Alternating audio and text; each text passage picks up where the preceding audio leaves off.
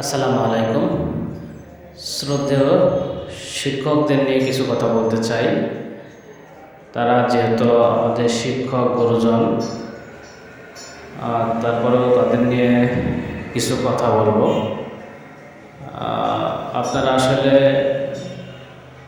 দাবি আদায়ের জন্য বর্তমান আন্দোলন করছেন।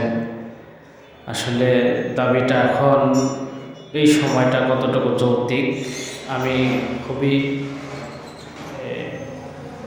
সাধারণ একজন মানুষ, যার ভিতরে বেশি শিক্ষার জ্ঞান নেই, তবুও সাধারণ জ্ঞান থেকে আমার মনে হয় যে আপনারা এখন যে আন্দোলনটা করছেন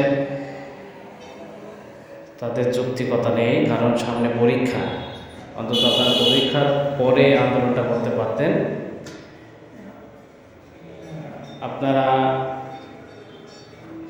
লাখ লাখ ছাত্রছাত্রীদের ভবিষ্যৎ কারিগর আপনারা। সেই কারিগররা যদি আজ রাস্তায় নেমে এভাবে আন্দোলন করেন আপনারা, তাহলে আপনাদেরকে ছাত্ররা নিয়ে উপহাস করবে।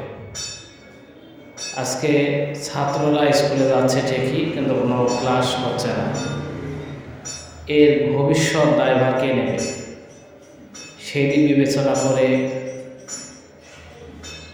আমি বর্তমান বাংলাদেশ উপদেষ্টাগণ যারা আছেন তাদের উদ্দেশ্যে একটি কথা বলতে চাই।